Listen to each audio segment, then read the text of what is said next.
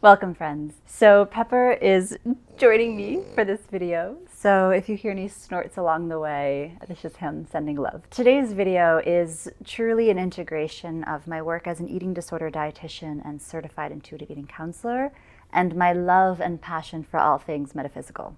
My intention with this video is to, at the very least, plant a seed to help you move away from comparing yourself to others.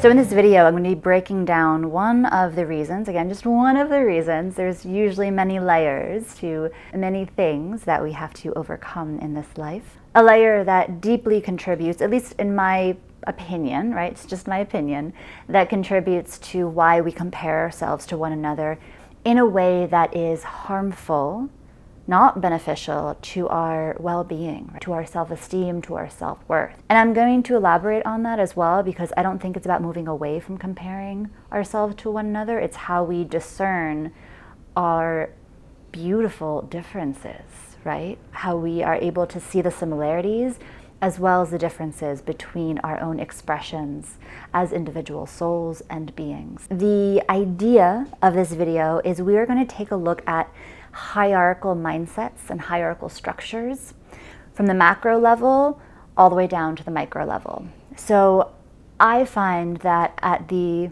what we'll say the human level, right, that'll be our micro for purposes of today, that we have such deeply ingrained conditioning and programming that make us feel less than, that make us feel that we're not enough, that our body needs to look different, that we need to look different. Our skin, our hair, our nails, our teeth, our face, everything needs to look different because it's not good enough as it is. That our bank account needs to be better, whatever that means, right? That our partner needs to be better, our house needs to be better. And it's always in comparison of this ideal that the collective creates. And what's really interesting about this collective ideal is that it's constantly shifting and changing. So if it's constantly changing, how can that be a truth? How can that be a North Star to pursue when the target, the goal is constantly changing? So this video is going to kind of break that down so that you can actually find your own personal truth, your North Star as to who you truly are at a soul level in this incarnation in human form, so that you can fully express as the unique, purposeful being that you are in this life. So we're going to go macro to micro, and what that means in the context of today's video is that we're going to look at it from a dimensional perspective, a soul perspective, and then a human perspective. And again, we're really just looking at the hierarchical nature of how we perceive things to be, how we've been conditioned to perceive things. If you find that you want to go micro to macro, you can certainly skip around with the chapters and do that if that works best for you. Again, I'm going macro to micro because I think stepping away from the conditioned beliefs around who we are as humans in our society can contextually help us to better understand this, to then begin to integrate it and embody it at that human level. So looking at it from a dimensional level, I know my own experience when I first started learning about the different dimensions and moving from 3D to 5D. I definitely had a hierarchical mindset around it. I was like, oh, 5D is much better. Like, what's beyond 5D? How do I get there, right? 3D, no, I don't want that. It was this better or worse. And it's not better, it's not worse, they're just different experiences. And so again, in my experience, I actually kind of saw them as these linear dimensions stacked on top of one another, and you just kind of boop, boop, boop, boop, boop, move your way up. But then I was shown that that's not the case, that they're really just integrated dimensions that are here. It's just where our consciousness is focused, where our conscious awareness is tapped into, is tuned into at that frequency level. I saw it from a hierarchical perspective, and the more I understood it, the more I worked with it, the more I was shown information about it, I realized again that it's not hierarchical in nature. It's just that they are different ways of experiencing. So again, not better or worse, just different experiences. That's looking at it from the macro level, right? And we can go so much deeper into this. I want to try to keep this as short and as simple as I can to kind of stay on track. I like to go on tangents. But that's really that macro level, the dimensional level. And the last thing I'll say about that is something that helped me in understanding how all the dimensions are present within us and around us, however you want to really think about it. I think we limit ourselves in the way we think about it, right? So expand your awareness as to what it could possibly be. But if you think about colors are different frequencies, right? If you think about the color spectrum, just as dimensions are different frequencies. And just look around where you are and look at how many different colors. Even if you're colorblind, you can still see some semblance, delineations of some colors, right? All of these different colors, all of these different frequencies are existing. If you go to a concert, every single person is operating at a different frequency. They're all coexisting in the same space. You may focus your awareness on one particular person or one particular color. You may expand out and see all the different colors, all of the different people. So it's really about where our consciousness and awareness is tapped into, is tuned into. Now again, this is my understanding at this time too. I welcome anyone and everyone to please comment, to please share your perspectives, your insights. I'm a perpetual student, always learning, so I wholeheartedly welcome that. So let's look at it now at a soul level. I know, at least for me, right, there was always this idea of, oh, they're an evolved soul.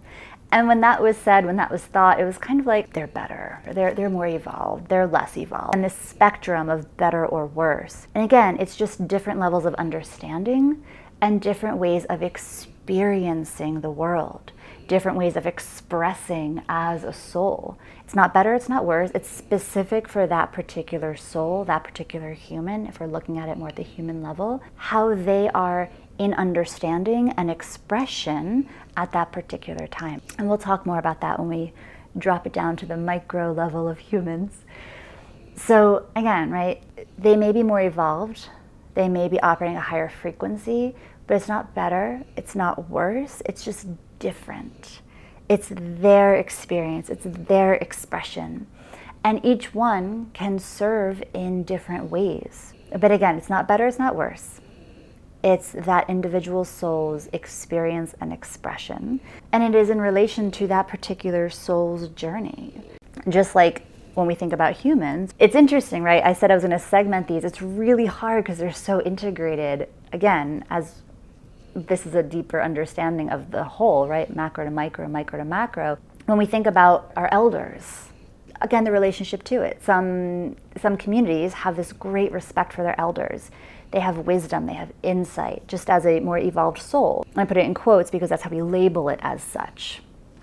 Other communities don't have that same respect of their elders. So again, it's the relationship to it. It's very much like I talk about with food. It's our relationship to it. The food is not good or bad. It is our relationship to it that deems it so. So dimensional level, soul level, I hope we're understanding this hierarchical level of better to worse, that it's not that at all. It's just different. Human level. So at the human level, we compare everything. We compare our social media feeds, our homes, our partners, our bodies, our aesthetics, our clothes, our bank account. Everything is compared, and there's always this, I don't want to say always, and I don't want to speak for everyone, but a lot of times there's this fear, there's this anxiety that we're not stacking up, that we're not enough. And I find that so often in so many people, just in life, not even speaking about my clientele, that people don't feel like they're enough. And I know it's been very true in my own experience. And it resonates throughout many, many different areas of one's life. So again, this idea that we're not enough, where is that coming from? Not enough based on what? So it's similar to the idea of saying someone is overweight. When we say over what weight, over whose weight? Over their particular body weight. If their body likes to exist in a particular spectrum of weight, are they overweight for their body? Or are they overweight based on BMI, which is scientifically not sound at all? And you can watch that video and understand why here. We're comparing ourselves to these collective paradigms and constructs that are oftentimes built in fear and oppression. It's about individuals maintaining some sort of power, some sort of esteem, right? It's not about the collective. It's not about each person being their unique individual expression, allowing them to be who they are meant to be in this life, because each one of us is like a piece to the puzzle. And if you're trying to be a corner piece, but you're the centerpiece, it's not going to work, right? We each have to express as we are uniquely and purposefully meant to in this life. And that's why this whole channel is all about reclaiming the self, about reclaiming who you truly are, not who you think you should be, not who you're told to be, not who you've created this story around who you are based on so many different variables, but who you truly are. So stripping away all the conditioning, all the constructs, the paradigms, the shoulds, and allowing yourself to be in full expression of who you truly are. And so when we think about bodies, I mean, it's constantly changing about what the ideal body should look like. And it shifts between different cultures and cities and countries. There isn't like one truth, because there is no one singular truth. Simply being is truth. Being who you are truly meant to be. And that is in your full expression of however that is in this lifetime. And knowing that the way our bodies look, there may be lessons that come with that. There may be lessons for us, there may be lessons for others. We may be in service to others in a way that our body looks. We may be in service to others where we live. We may be in service to ourselves and our own growth and development based on our bank account, based on understanding an idea of abundance, an idea of lack, and how we move through it and navigate it. Seeing everything as really a growth opportunity, as a way of understanding the self, as a way of learning and growing, and then also seeing ourselves within the collective as well. And this is where we can shift when we compare ourselves to others in a negative way. They're this and I'm this. Oh, they have this and I only have this. Oh, I have this and they only have that, right? It goes both ways and everything in between. But when we can strip away this idea of better or worse, or hierarchies, we can simply see everything in its own unique beauty. We can see, oh wow, okay, we have these similarities.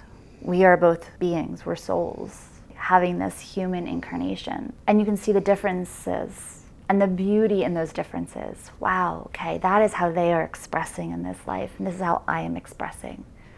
That is their journey, this is my journey. Cool. Because we are individuals within a collective, and we need to also be able to discern those differences and those similarities to also help to understand our journey and other journeys. And when we can understand this from this perspective that everyone is so uniquely and purposefully themselves, if they're allowed to be, we can move away from othering. It strips away the fear of others because they're different. It helps see the beauty in their differences.